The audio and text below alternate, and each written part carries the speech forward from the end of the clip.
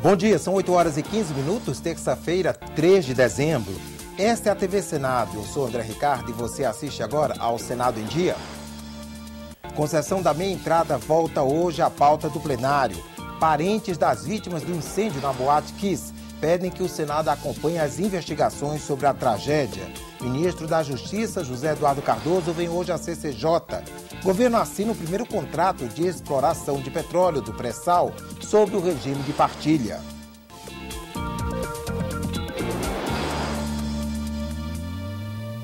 A dívida dos estados com a União pode voltar ao debate nesta semana e o Senado deve terminar hoje a análise do projeto sobre a meia entrada. As informações com a repórter Mariana Campelo. A análise em plenário do projeto que regulamenta a meia entrada para eventos culturais e esportivos está marcada para terça-feira aqui no plenário do Senado. O projeto foi aprovado na Comissão de Cultura e Esporte com pedido de urgência para o plenário. O texto garante um mínimo de 40% dos ingressos para estudantes, idosos e jovens de baixa renda. Vai ter 40%, mas a gente pode dar 100%.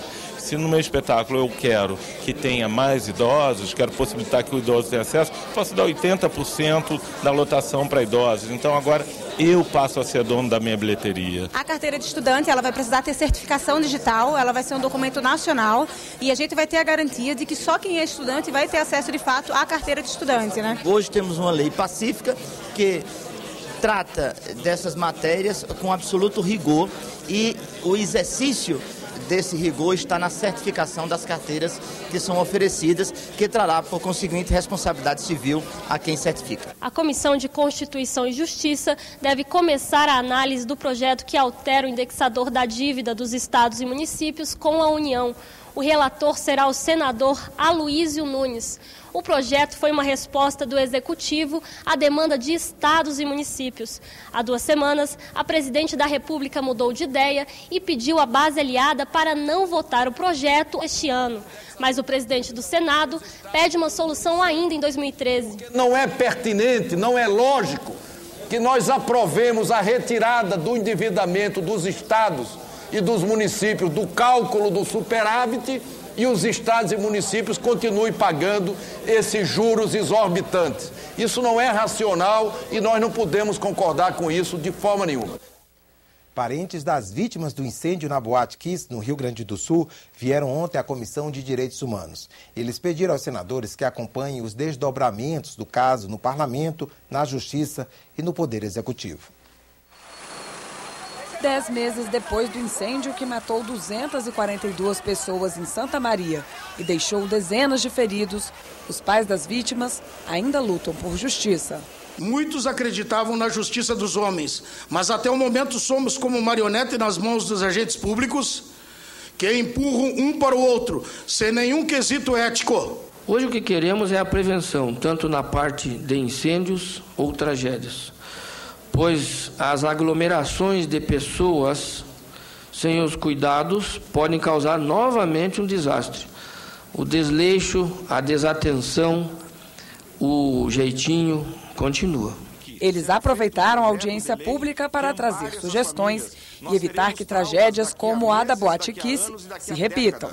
Sempre que um agente público for dar um alvará para uma casa funcionar, ele tem que se basar nos 3 pilares da tragédia com fogo. Alvarás ineficientes ou inexistentes, falhas na fiscalização, excesso de gente. Que se cria nas universidades, assim como Santa Maria tinha uma boate, que uma política de incentivo à cultura nas universidades, para a construção de espaços de convivência como quiosques, churrasqueiras, espaços arborizados, centros de eventos para fazer festa de turma, centro de convenção para formatura, para não precisar ficar alugando salão milhares de reais. Os representantes do governo destacaram as ações que foram e vêm sendo tomadas no auxílio às vítimas da tragédia.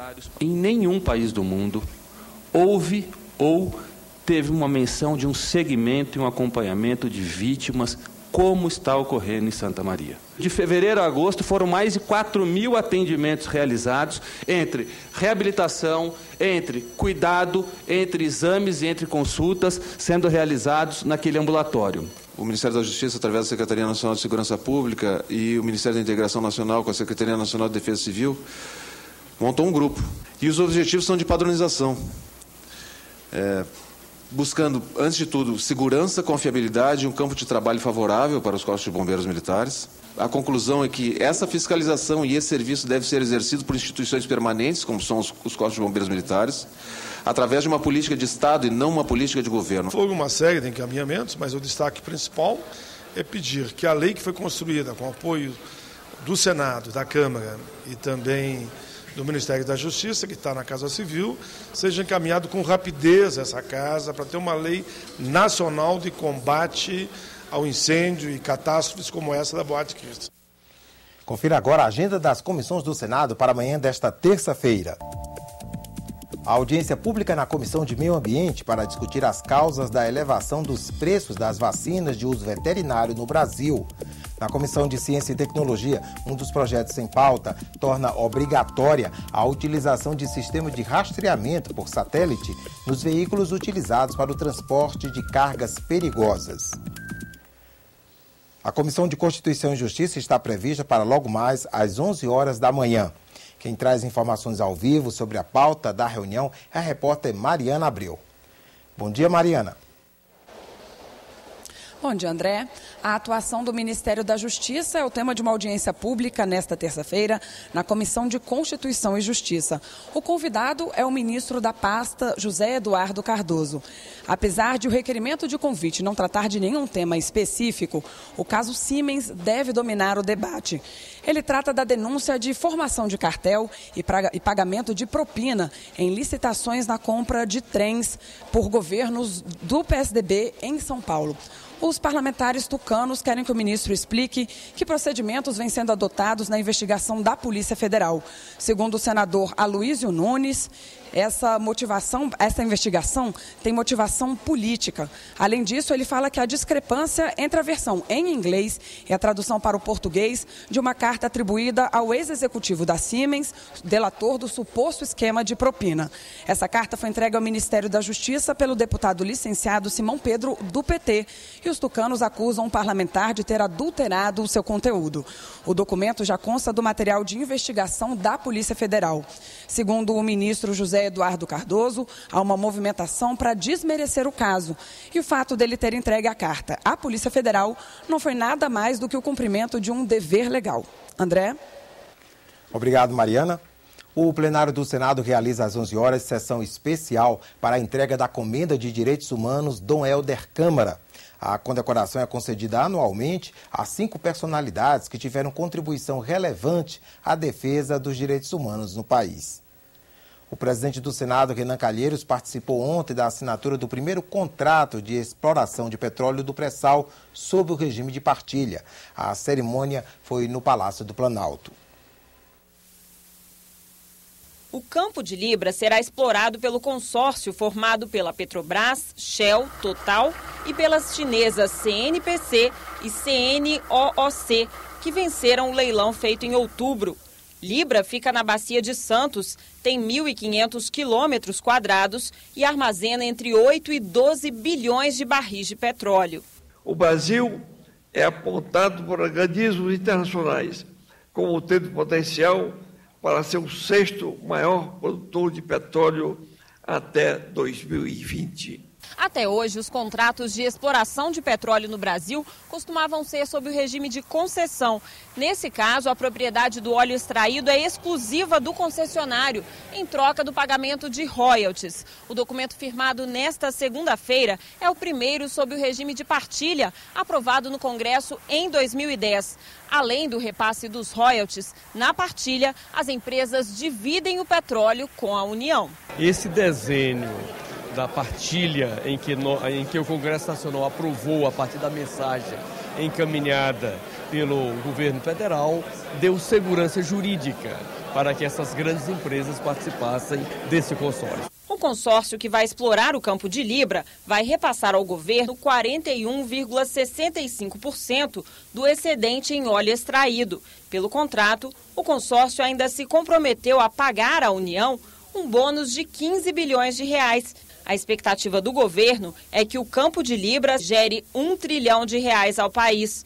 Pelo menos 638 bilhões vão ser investidos na área social. O maior impacto de todos resultará da destinação de todos os recursos do pré-sal e de 50% do Fundo Social para investimentos em educação e saúde. O contrato de partilha tem validade de 35 anos. Nós esperamos que o início de produção se dê, se for bastante rápido, a partir do 5º ano do contrato. Outras 2 comissões se reúnem na manhã desta terça-feira. A Comissão de Assuntos Econômicos examina projetos na primeira parte da reunião. Um deles isenta do imposto sobre importação instrumentos musicais adquiridos por orquestras ou para uso pessoal. Na segunda parte da reunião, os senadores sabatinam 3 indicados para cargos junto ao Conselho Administrativo de Defesa Econômica, CAD. São eles Vitor Santos Rufino, Gilvandro Vasconcelos de Araújo e Márcio de Oliveira Júnior. Na Comissão de Educação, há 7 projetos que tratam da criação de dias nacionais relativos a diversos assuntos. Um deles cria o Dia Nacional de Doenças Raras. O Conselho de Comunicação do Congresso Nacional debateu a migração para a telefonia celular das faixas destinadas a canais de TV UHF. A mudança será feita para implantar a TV digital no país. As TVs públicas afirmam que serão prejudicadas. Hoje, a faixa de 700 MHz é ocupada por canais abertos, de 52 a 69 em UHF. Mas, com o fim da TV analógica e a migração para o sistema digital, prevista para 2018, essa faixa será usada para ampliar a telefonia celular com a implantação da tecnologia 4G. O leilão está previsto para o primeiro semestre do ano que vem. Na segunda audiência pública para tratar do tema no Conselho de Comunicação Social do Congresso, as TVs públicas reclamaram que foram excluídas do debate e que serão prejudicadas com o espaço reservado para elas no novo sistema. Essas mudanças tecnológicas implicam em alterações nos canais e, portanto, em alterações na capacidade de atingimento, na capacidade de expansão e na audiência das televisões públicas. O presidente da empresa Brasil de Comunicação defende que as empresas de telefonia beneficiadas com a faixa de 700 MHz implantem o Operador Nacional de Rede, que vai permitir o funcionamento das TVs públicas em todo o país. Uma forma de compensação. Por conta da gente perder esses anos que vamos perder para a conquista da audiência no início do processo da TV digital, acho que o mínimo é uma contrapartida de construção do Operador Nacional Único Público da TV digital. Para o diretor de regulação da Associação Brasileira de Telecomunicações, Telebrasil, a faixa é necessária para atender ao crescimento da demanda da telefonia celular. A faixa de 700 MHz, ela possibilita uma abrangência maior do serviço, atendendo áreas que até então não são atendidas, como a área marginal das cidades e ambiente rural. Quando nós trouxemos os representantes das empresas privadas e o representante do canal público que nós temos hoje, o objetivo é ouvir, entender o processo e, evidentemente, atender os anseios da comunidade. O Senado em Dia termina aqui. No decorrer da manhã, você acompanha outras informações nos boletins do Senado Agora. Enquanto isso, continue assistindo a nossa programação.